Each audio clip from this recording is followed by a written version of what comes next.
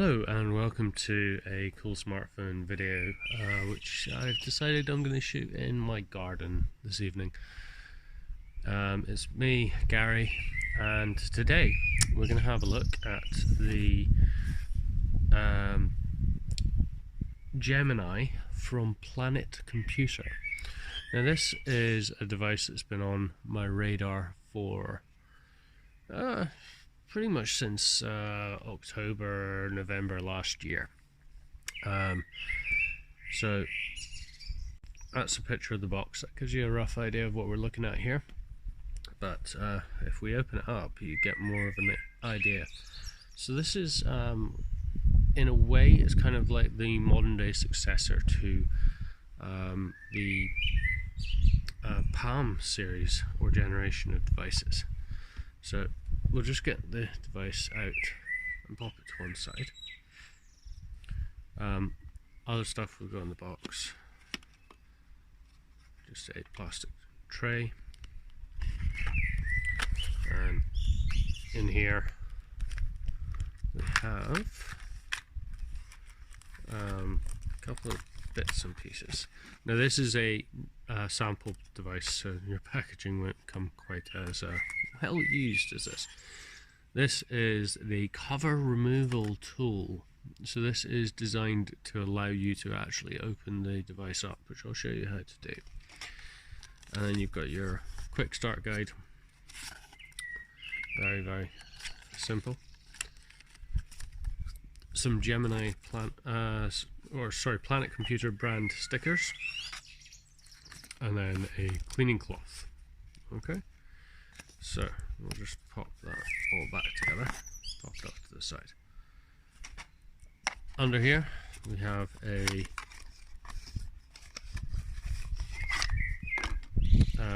power plug. Now this is actually a very specific plug in that it will give out enough output for MediaTek's own fast charging solution.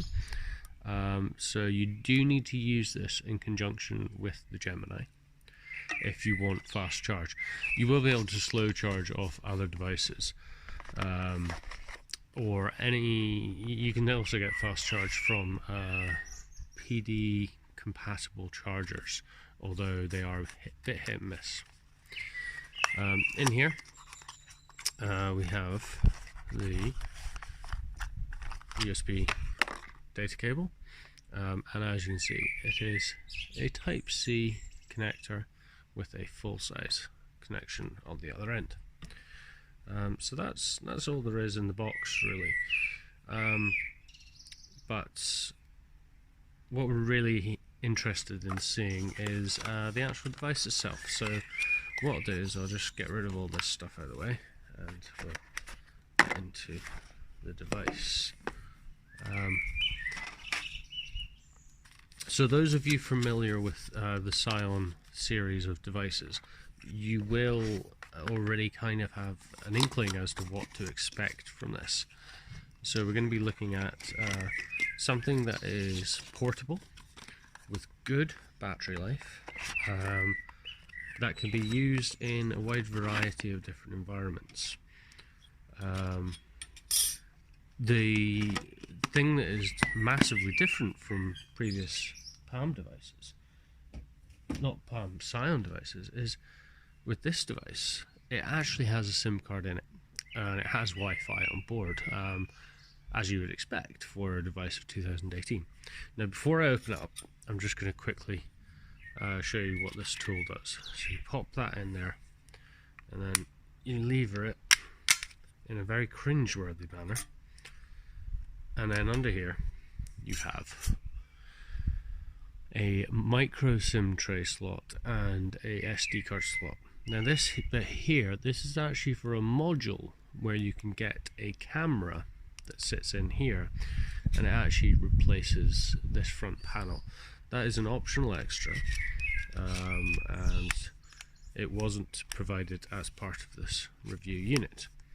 But to be honest with you, I'm not that bothered, because this is not about the camera. What it is about, on the other hand, is underneath this clamshell. But before we get to there, you can see here we've got a Type-C USB port, a 3.5mm headphone jack and a mic, and a speaker grill on the other end. Type-C USB port, a microphone port and a speaker grill.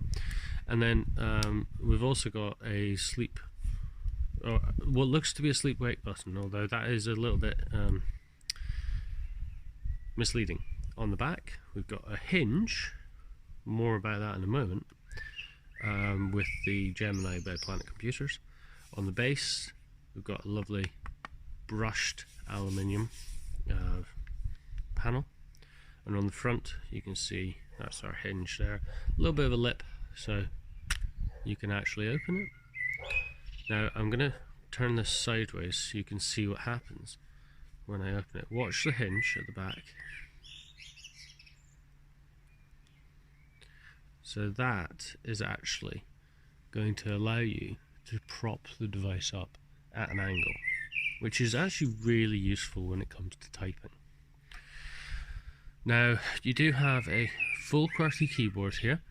It's not full size, not by any means. This is only a 6-inch device at the end of the day. Full specs, by the way, will be included in the article that for Coolsmartphone, as I don't want to give you the wrong specs. On the side here you have your power key, which is also doubles as the escape key. Down here you've got a planet key, which is used for launching the app bar, which is a unique feature. And then you'll see that some of the keys here don't just pull double duty, they actually pull triple duty. So what we'll do is we'll get it powered on, and there's the boot up logo. On the corner here you do have your solitary camera. That is a 5-megapixel camera, and you've got a notification LED there. What's also interesting is on the back, in this strip here, you actually have some notification LEDs as well. Now these are designed so that when you're using this as a phone and it's closed, you will still be able to get notifications of text messages, emails and phone calls. Let me just pop my code in. I have set this device up and I have been using it. Okay, so there you go. There's your screen with your keyboard. As you can see, supports Android widgets, very much like you would expect. Tapping here brings up your launcher, and it's also inadvertently popped up the planet, the app bar. Sorry. So if I now get rid of the launcher, but I press the planet button, I can now see that I have my various different apps along the bottom here, which will allow me to quickly chop and change between these apps.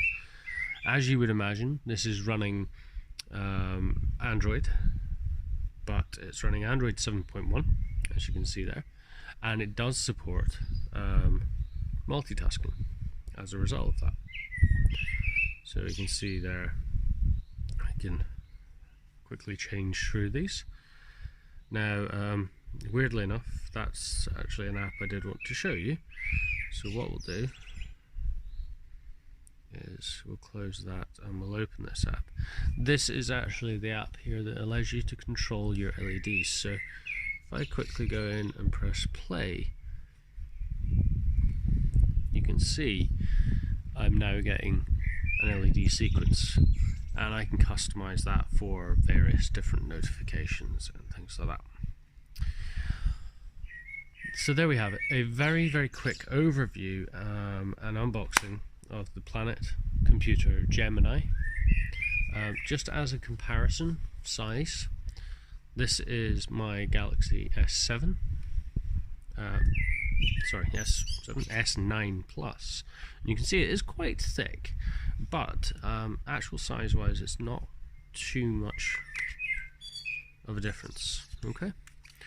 The other thing I have, I'll quickly open this up just so you can see. This is the Multifunction USB Hub that is also available from Gemini, and you can see you've got two USB Type 3 ports and a USB Type C and an Ethernet port, and also USB Type C connector there.